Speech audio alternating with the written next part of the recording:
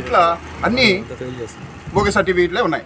ముఖ్యంగా మీ దృష్టికి తీసుకురావాల్సింది ఏంటంటే ఈరోజు మనము ఎస్ఎస్సి పరీక్షలు రాసేటప్పుడు అది గవర్నమెంట్ ట్రైనింగ్ ఇన్స్టిట్యూటా ప్రైవేట్ ఇన్స్టిట్యూటా ఏ ఇన్స్టిట్యూట్ అయినా కూడా పరీక్షలు ఎవరు నిర్వహిస్తారు?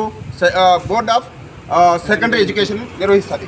అదేవిధంగా ఇంటర్మీడియట్ కూడా నువ్వు గవర్నమెంట్ కాలేజీలో చదివావా ప్రైవేట్ కాలేజీలో చదివావా ఎక్కడ చదివినా వారికి బోర్డ్ ఆఫ్ ఇంటర్మీడియట్ ఎడ్యుకేషన్ నిర్వహిస్తుంది. అదేవిధంగా మనం ఏదైనా డిగ్రీ చదివితే నేను పూర్తిగా చెప్పేస్తాను. డిగ్రీ చదివితే యూనివర్సిటీ పరీక్షలు నిర్వహిస్తుంది. అది గవర్నమెంట్ కాలేజ్ అయినా ప్రైవేట్ కాలేజ్ అయినా యూనివర్సిటీలు నిర్వహిస్తుంది. అయితే ఈరోజు ఈ 4 సంవత్సరాలకు పరీక్షలు ఎవరు నిర్వహించినారనే సమాచారము అందులో లేదు. ఆ సర్టిఫికెట్ మనం పరిశీలిస్తే కేవలం చైర్మన్ కంట్రోలర్ ఆఫ్ ఎగ్జామినర్స్ అని ఉండాలా, board of controller of examinations ఉండాలా, అట్లా లేదు. కేవలం వాళ్ళే ఆ సమస్యలు అచ్చువేసి అవన్నీ చేసినట్టుంది. అవి అట్లా చేసుకోవడానికి ఏమైనా మనం ఈరోజు ఏమైనా ఈ రాష్ట్ర ప్రభుత్వం కానీ కేంద్ర ప్రభుత్వం కానీ ఏమైనా స్వయం ప్రతిపత్తించిందా? లేదు. మరి ఇవన్నీ రుజువు చేసుకోవాల్సింది ఎవరు? ఆ సర్టిఫికేట్ హోల్డర్స్ అందరూ కూడా రుజువు చేసుకోవాలి. మేమంతా కూడా గవర్నమెంట్ ట్రైనింగ్లో శిక్షణ పొందాం, గవర్నమెంటే మాకు ఇచ్చేది, మాకు గవర్నమెంట్ ఉద్యోగాలు ఇచ్చి ఉండాలా. అట్లా జరగకుండా దురదృష్టవశాత్తు 2002 వరకు కూడా ఈ ట్రైనింగ్ మెరిట్ ఈ ఇంటర్మీడియట్ మెరిట్ ఆధారంగా ఉద్యోగాలు ఇచ్చారు. 2002లో మంచి ఉద్దేశంతోనే చంద్రబాబు నాయుడు గారు ఈ ఉద్యోగాల నోటిఫికేషన్ ఇచ్చారు. అయితే ఈ దొంగ సర్టిఫికేట్ల వారు ప్రవేశించడంతో అది గమనించిన ఆనాటి ప్రభుత్వం చంద్రబాబు నాయుడు ప్రభుత్వం రద్దు చేయడం కూడా జరిగింది. అయితే ఇప్పటికీ కూడా ప్రభుత్వాలు ఎన్ని మారినా ముఖ్యమంత్రులు ఎన్ని మారినా బోగస్ సర్టిఫికేట్ను వేయడంలో వైఫల్యం జరుగుతోంది. ఇప్పటికైనా ఈ అధికారులు కొన్ని శక్తులు రాజకీయ పార్టీలు ఈ పార్టీ ఆ పార్టీ అనుకుండా వాళ్ళ అవసరాల కోసం అన్ని పార్టీల ప్రభుత్వాల దగ్గరికి చెంత చేరి తప్పుదారి పట్టిస్తున్నాయి. ఇప్పటికే ప్రభుత్వమే నిర్ణయించింది ఏమని ఈ బోగస్ సర్టిఫికేట్ ఏది అంటే హైకోర్టు కూడా చెప్పి ఉండాలి. అయితే కూడా ఈ రోజుకు అవి వేయడంలో నిరాసక్తత అది పాటిస్తున్నారు. కాబట్టి ఈరోజు ప్రభుత్వానికి మేము విజ్ఞప్తి చేసేది ఏంటంటే బోగస్ సర్టిఫికెట్లు వేయడానికి ప్రత్యేక మార్గదర్శకాలు విడుదల చేయాలి.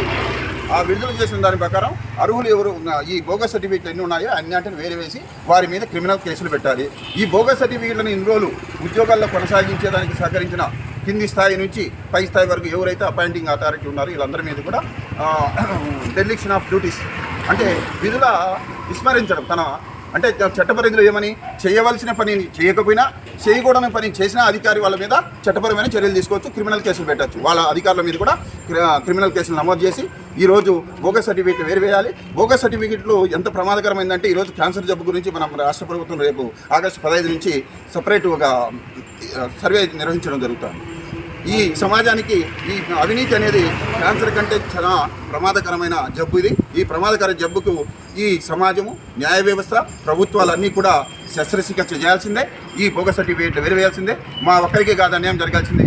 ఈరోజు రేపు కూడా మిత్రుడు రిటైర్ కాబోతున్నాడు. ఇంతకుముందే కూడా చాలామంది రిటైర్ అయిపోయినారు, రెగ్యులర్ కాకుండానే చాలామంది చనిపోవడం కూడా జరిగింది. కాబట్టి దయవుంచి ఈరోజు ఈ రాష్ట్ర ప్రభుత్వానికి, ఈ రాష్ట్ర అధినేత చంద్రబాబు నాయుడు గారికి, అదే విధంగానే ఉప ముఖ్యమంత్రి మన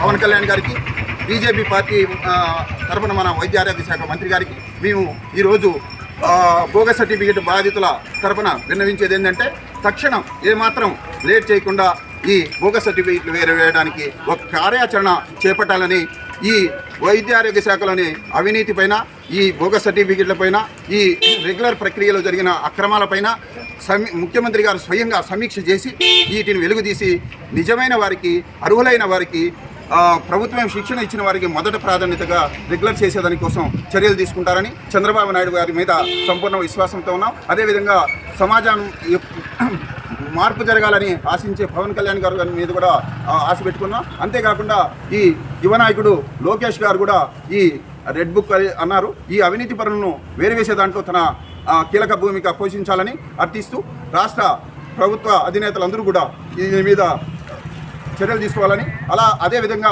మేము ఇక్కడ ఉన్న వారు అందరం కూడా చర్చించుకొని న్యాయస్థానాలకు ఇంకా తదితర పోవడానికి కూడా సిద్ధంగా ఉన్నాం. ఈరోజైతే ఇప్పటికే లోకాయుక్తకు మేమంతా ఫిర్యాదు చేస్తున్నాం.